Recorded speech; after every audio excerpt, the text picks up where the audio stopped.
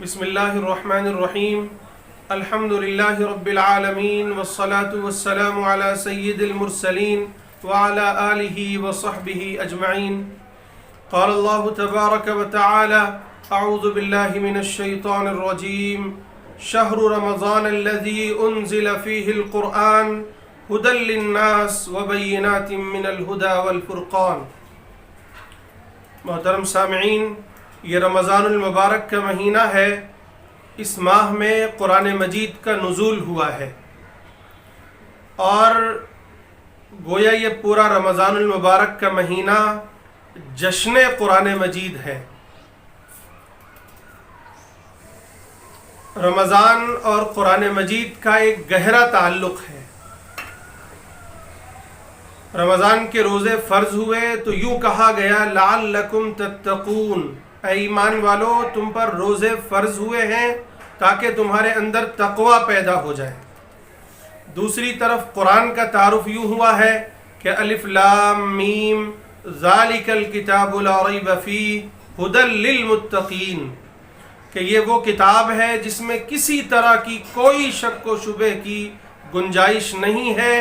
یہ ہدایت نامہ ہے، گائیڈ لائن ہے، رہنمائی ہے ایسے لوگوں کے لیے جن کے دل میں تقوی ہو، یعنی جن کے دل میں ایسی صلاحیت ہو جو ہدایت کو اڈاپٹ کر سکیں، ہدایت کو قبول کر سکیں. تو یہ ایک بڑا گہرا تعلق ہے کہ ایک طرف ایک مومن کے لیے یہ موقع ہے کہ وہ رمضان المبارک کا کے روزے رکھے اور اپنے اندر تقوی کی روح اور تقوی کی اسپرٹ پیدا کرے، اور دوسری طرف قرآن مجید سے تعلق قائم کرے، قرآن مجید کی تلاوت کرے، اس میں غور و فکر کرے، اس کے معانی کو سمجھے، اس کے مطالب میں غور و فکر کرے اور پھر اس سے ہدایت اخذ کرے، اس سے رہنمائی حاصل کرے. یہ قرآن مجید صرف اس لیے نازل نہیں ہوا ہے کہ ہم اس کی تلاوت کرتے رہیں، پڑھتے رہیں، نہیں، بلکہ یہ قرآن مجید نازل ہوا ہے تاکہ ہم اس سے ہدایت اخذ کریں. قرآن مجید یوں کہتا ہے اِنَّا أَنزَلْنَاهُ قُرْآنًا عَرَبِيًّا لَعَلَّكُمْ تَعْقِلُونَ، کہ اے بندو ہم نے تمہارے لیے یہ قرآن عربی میں نازل کیا ہے تاکہ تم سمجھ سکو. ایک جگہ کہا گیا کتاب انزلناہ مبارک لیدبروا آیاتہ، یہ کتاب بابرکت ہے جسے ہم نے نازل کیا ہے تاکہ لوگ اس میں غور و فکر کریں، تدبر کریں. سورۃ القمر میں 4 مرتبہ اللہ تبارک و تعالی یوں ہم سے سوال کرتے ہیں کہ وَلَقَدْ يَسَّرْنَا الْقُرْآنَ لِلذِّكْرِ فَهَلْ مِن مُدَّكِرٍ، کہ ہم نے قرآن کو یاد کرنے کے لیے، سمجھنے کے لیے، نصیحت حاصل کرنے کے لیے آسان کر دیا ہے. ہے کوئی جو اسے یاد کرے؟ ہے کوئی جو اس سے نصیحت حاصل کرے؟ ہے کوئی جو اس میں تدبر کرے، اسے سمجھے؟ یہ بار بار قرآن ہم سے تقاضا کرتا ہے. سورہ محمد میں یوں کہا گیا افلا یتدبرون القرآن ام علی قلوب اقفالها، یعنی کفار و مشرکین سے خطاب ہے، مکے کے کفار و مشرکین سے، کہ ان کی زبان میں، ان کے سامنے قرآن نازل ہو رہا ہے، کیا یہ لوگ قرآن میں تدبر نہیں کرتے، قرآن میں غور و فکر نہیں کرتے، یا کہ ان کے دلوں پر تالے پڑ گئے ہیں؟ میرے بھائیو غور کیجئے کہ ایک طرف کفار و مشرکین سے خطاب ہے کہ کیا یہ لوگ غور و فکر نہیں کرتے، اور ہم مسلمان ہیں، ہم ایمان والے ہیں، قرآن پر ایمان رکھتے ہیں، قرآن کو سینے سے لگاتے ہیں، اس کے باوجود ہم سے اتنا نہیں ہوتا ہے کہ ہم قرآن کو سمجھیں، قرآن میں غور و فکر کریں، قرآن میں تدبر کریں. قرآن کا بالکل یہ تقاضا نہیں ہے کہ ہم صرف پڑھتے جائیں، بلکہ قرآن کا تقاضا یہ ہے کہ ہم اس پر ایمان لے آئیں، اس کو منزل من اللہ سمجھیں، پھر اس کی ایک ایک آیات پر غور و فکر کریں، اسے پڑھیں، اس کی تلاوت کریں تجویز کے ساتھ، ٹھہر کر، اور پھر اسے سمجھنے کی کوشش کریں، اس میں غور و فکر کریں، تدبر کریں، اور پھر ایک ایک آیات پر عمل کرنے کی کوشش کریں. اور نہ صرف یہ کہ عمل کرنے کی کوشش کریں بلکہ اسے ساری دنیا تک پہنچانے کی کوشش کریں۔ یہ رمضان المبارک کا مہینہ، یہ مبارک ساعتیں، یہ تقوی پیدا کرنے والی ساعتیں ہم سے یہ تقاضا کر رہی ہیں کہ خدا کا کلام تمہارے ساتھ ہے، خدا کا کلام تمہارے پاس ہے، خدا کے کلام کو سمجھو، اسے پڑھو، اس کی تلاوت کرو۔ آج افسوس یہ ہے کہ ایک طرف ہمارے قراء ہیں جو لمبی لمبی قراتیں کرتے ہیں، ایسی شاندار قراتیں کرتے ہیں کہ لوگ دانتوں تلے انگلیاں دبائیں، لیکن دوسری طرف تراویح کا حال یہ ہے، روزانہ کی تلاوت کا حال یہ ہے کہ ایک دوڑ لگتی ہے، ایک کمپٹیشن ہوتا ہے کہ آج میں نے 5 پارے پڑھے، آج میں نے 10 پارے پڑھے، آج میں نے 1 ختم کیا، آج میرا 5 ختم ہو گیا، تمہارا کتنا ہوا؟ اگر یہ تعبیر آپ کو سخت نہ لگے تو گویا ایک جانور ہے، ایک گدھا ہے جس پر بوجھ لاج دیا گیا ہے اور وہ اسے کتنی جلدی اتارنا چاہتا ہے۔ نہیں میرے بھائیوں، یہ قرآن خدا کا کلام ہے، یہ قرآن آپ کے رب کریم کا کلام ہے، یہ قرآن آپ سے باتیں کرنا چاہتا ہے، آپ اس سے باتیں کیجئے۔ یہ قرآن گویا ذریعہ ہے، اس کے ذریعے سے آپ رب سے ہم کلام ہو سکتے ہیں، رب سے باتیں کر سکتے ہیں۔ اس لیے میرے بھائیوں، ہم پر لازم ہے کہ ایک طرف ہم رمضان کے روزے رکھ کر اپنے اندر تقوی کی روح پیدا کریں تاکہ ہمارے دلوں میں یہ صلاحیت پیدا ہو کہ ہم قرآن کریم سے ہدایت کو اخذ کر سکیں، اور دوسری طرف ہم قرآن مجید کی تلاوت کریں۔ قرآن مجید کی صرف تلاوت، یاد رکھیے قرآن مجید میں ایک بھی آیت اس طرح نہیں آئی ہے کہ لوگوں ہم نے قرآن اس لیے نازل کیا ہے تاکہ تم اسے پڑھو اور بغیر سمجھے پڑھو۔ یہ تو اللہ کا کرم ہے، اس کا احسان ہے کہ ہمیں عربی نہیں آتی، ہمیں سمجھ نہیں آتا، اس کے باوجود اللہ تبارک و تعالی ہمیں اس پر اجر دیتے ہیں اور ایک ایک لفظ پر اجر دیتے ہیں۔ یہ اللہ کی عنایت ہے، اس کا کرم ہے، ورنہ قرآن کا مقصد صرف پڑھنا، صرف تلاوت کرنا نہیں ہے۔ قرآن کا مقصد ہے سمجھنا، قرآن کا مقصد ہے اس پر عمل کرنا، قرآن کا مقصد ہے اسے ساری انسانیت کے لیے ہدایت نامہ بنا کر پیش کرنا۔ یہ ہے قرآن کا حق۔ اس لیے میرے بھائیوں، ہمیں اور آپ کو چاہیے کہ ہم رمضان المبارک کی اس گھڑیوں کو غنیمت جانیں۔ اللہ کے نبی صلی اللہ علیہ وسلم کا معمول یہ تھا کہ حدیث میں آتا ہے کہ احیا لیلہ، آپ اپنی پوری رات کو زندہ کر دیتے، شد مئزرہ، آپ اپنی کمر کو کس لیتے اور کھڑے ہو جاتے، پوری رات آپ قرآن پڑھتے، اور قرآن یوں پڑھتے کہ جب کہیں اللہ کی نعمتوں کا، جنت کا ذکر آتا تو آپ اس پر اللہ کا شکر ادا کرتے، آپ خوشی سے جھوم جاتے، بار بار اس کی تلاوت کرتے، ایک ایک آیات کو بار بار پڑھتے، اور پھر کبھی اللہ کے عذاب کا، جہنم کا ذکر آتا تو کانپنے لگتے، کپ کپی طاری ہو جاتی، ہچکیاں بن جاتی، آپ رونے لگتے، گڑگڑانے لگتے، اللہ سے پناہ مانگنے لگتے۔ گویا یہ ہمارے لیے آئیڈیل اور نمونہ ہے کہ آپ کو قرآن کیسے پڑھنا ہے۔ آج ہمارے یہاں تراویح میں کیسے پڑھا جاتا ہے؟ نہ پڑھنے والے کو کچھ سمجھ میں آتا ہے، نہ سننے والے کو کچھ سمجھ میں آتا ہے۔ پڑھنے والے کو یہ احساس ہی نہیں ہوتا ہے کہ میں کیا پڑھ رہا ہوں۔ افسوس یہ ہے کہ برسوں ہو جاتے ہیں، زندگیاں گزر گئیں، آج تک ہم نے ایک مرتبہ بھی قرآن سمجھ کر نہیں پڑھا۔ زندگیاں گزر گئیں نماز پڑھتے ہوئے، ایک مرتبہ بھی ہم نے سورۃ الفاتحہ کو سمجھ کر نہیں پڑھا، جبکہ حدیث پاک میں آتا ہے، مسلم شریف کی روایت ہے کہ اللہ کے نبی صلی اللہ علیہ وسلم فرماتے ہیں کہ جب کوئی بندہ سورۃ الفاتحہ نماز میں کھڑے ہو کر پڑھتا ہے تو اللہ تبارک و تعالی باقاعدہ اس کا جواب دیتے ہیں۔ جب انسان سورہ فاتحہ پڑھتا ہے، جب یوں کہتا ہے الحمدللہ رب العالمین، تو اللہ تبارک و تعالیٰ کی طرف سے جواب آتا ہے، میرا بندہ، یہ میرا بندہ ہے جس نے میری تعریف کی، حمدنی عبدی۔ جب بندہ کہتا ہے الرحمن الرحیم، تو خدا تک کی طرف سے پھر جواب آتا ہے مجدنی عبدی، میرے بندے نے میری بزرگی بیان کی۔ پھر بندہ جب کہتا ہے مالک یوم الدین، تو پھر اللہ تبارک و تعالیٰ کی طرف سے جواب آتا ہے میرے بندے تو نے میری تعریف کی، اسنا علی عبدی۔ جب بندہ کہتا ہے ایاک نعبد و ایاک نستعین، تو اللہ تعالیٰ کہتے ہیں ھذا بینی و بین عبدی، یہ میرے اور میرے بندے کے درمیان ہے کہ ایک طرف میرا بندہ مجھ سے استعانت طلب کر رہا ہے تو دوسری طرف عہد کر رہا ہے کہ پروردگار ہم صرف تیری ہی عبادت کریں گے۔ اور پھر جب بندہ یوں کہتا ہے اہدنا الصراط المستقیم، تو اللہ تعالیٰ کہتے ہیں یہ میرے بندے کے لیے ہے اور میرے بندے نے جو سوال کیا اسے عطا کر دیا گیا۔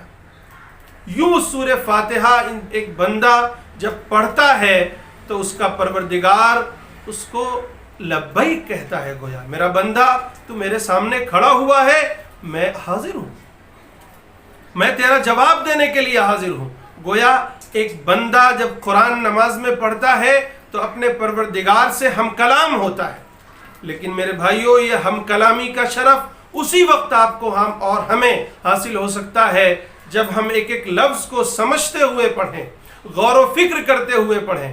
یہ افسوس کی بات ہے کہ ہم نہ سمجھتے ہیں نہ سمجھنے کی کوشش کرتے ہیں۔ دنیا کی کوئی کتاب ایسی نہیں ہے جو بغیر سمجھے پڑھی جاتی ہو۔ ایک چھوٹا سا بچہ اپنی کتاب پڑھتا ہے جسے ابھی ایک ایک لفظ یاد کرایا جاتا ہے، ایپل، اے فار ایپل، تو اس کا مطلب اور اس کے معنی اسے سمجھائے جاتے ہیں کہ ایپل کے معنی کیا ہیں۔ لیکن آج ہمارا حال کیا ہے؟ ہم الحمدللہ رب العالمین پڑھتے زندگیاں گزر گئیں، لیکن آج تک ہمیں نہیں معلوم کہ اس کا مطلب کیا ہے۔ کیا میرے بھائیوں خدا کی عنایت کا، خدا کے فضل کا یہی بدلہ تھا؟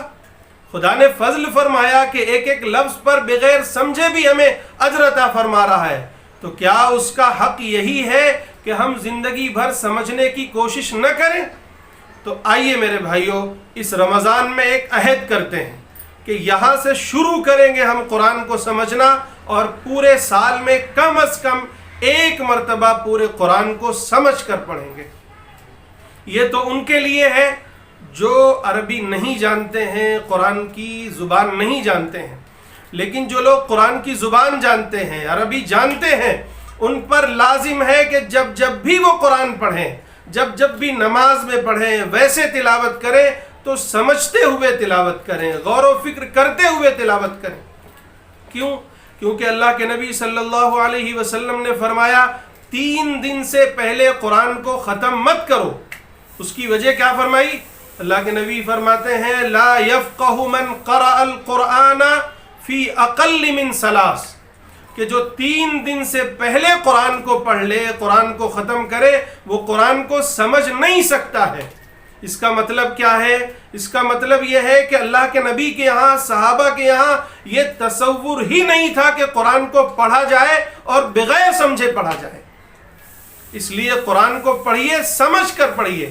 خاص طور سے ہمارے ساتھی، ہمارے علماء، ہمارے عربی کے جاننے والے حضرات، میں ان سے بہت ہی ادب کے ساتھ درخواست کروں گا کہ ہمارے ہاں ہندوستان اور بر صغیر میں ایک جو رواج بن گیا ہے کہ بغیر سمجھے قرآن کی تلاوت کرو، ختم پہ ختم کرتے رہو، یہ رواج ختم کرنے کی ضرورت ہے۔